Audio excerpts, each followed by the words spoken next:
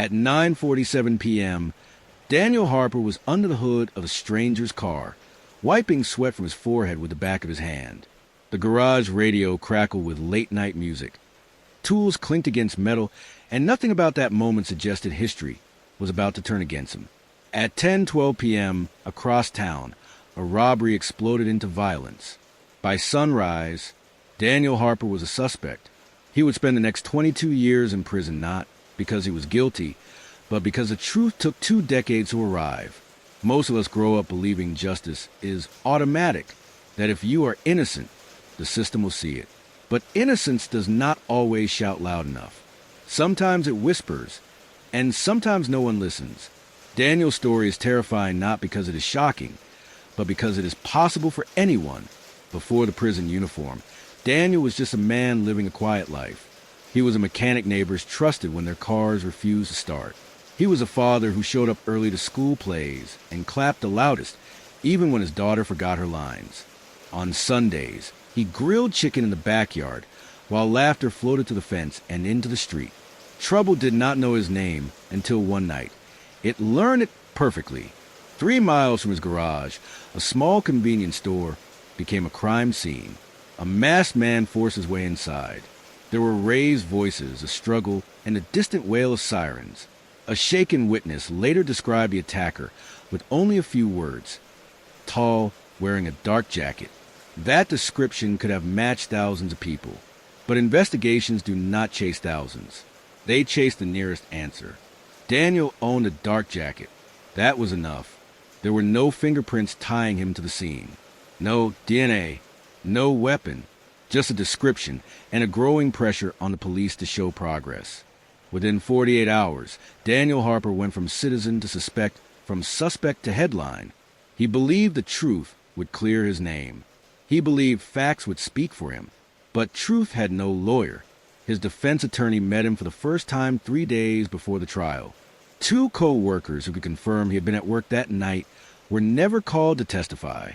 The store security footage was blurry, too unclear to prove anything, yet somehow clear enough to plant doubt. Doubt became suspicion. Suspicion became certainty. 12 strangers entered a room to deliberate. 2 minutes later, they returned. Guilty. With a single word, 22 years of Daniel's life were sealed away. Prison did not just take his freedom. It stole his moments. Birthdays passed without him. Holidays arrived as letters instead of embraces. His daughter's voice deepened over phone calls he could not afford to make often. Every sunrise inside those walls was a reminder that time was moving forward, just not for him. He filed appeals. They were denied. He wrote letters. They were unanswered. Years folded into decades. Outside, the world changed. Phones became smarter. Cities grew taller. Music sounded different. Inside, the same metal door closed every night with the same echo. 19 years later, hope arrived quietly. A law student reviewing old case files noticed a dusty box labeled unprocessed evidence. Inside lay a jacket that had never been tested. It wasn't Daniel's size. It wasn't his brand. It had simply been forgotten. When scientists finally examined it, DNA surfaced on the fabric like a voice rising from silence. The results did not whisper. They roared.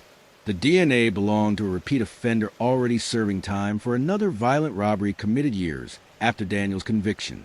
The truth had been sitting on a shelf, while Daniel's life slipped away behind concrete and steel. In 2023, Daniel Harper walked out of prison a free man. Cameras flashed. Reporters called his name. Strangers cheered. But freedom felt unfamiliar, like returning to a hometown that no longer existed. His children were adults with lives of their own. His parents were gone. Technology, language, and culture had leaped forward without him. He received financial compensation. Headlines called it justice. But justice would have been attending graduations. Justice would have been holding his mother's hand one last time. Justice would have been living the ordinary days most people never think twice about. Money can replace comfort. It cannot replace time. Daniel's case eventually pushed lawmakers to tighten evidence laws and improve defense funding. Procedures were rewritten. Policies were updated. But no reform could return the years he lost. or the memories that never had the chance to exist.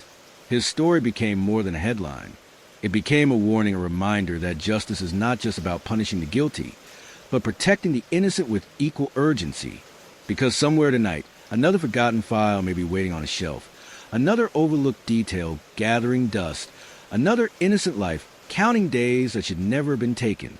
When justice moves too slowly, innocence pays a price, and time, once stolen, is never returned.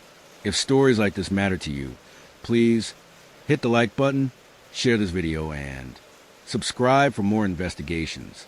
And tell us below, how should a society repay stolen time? Because awareness is where justice begins.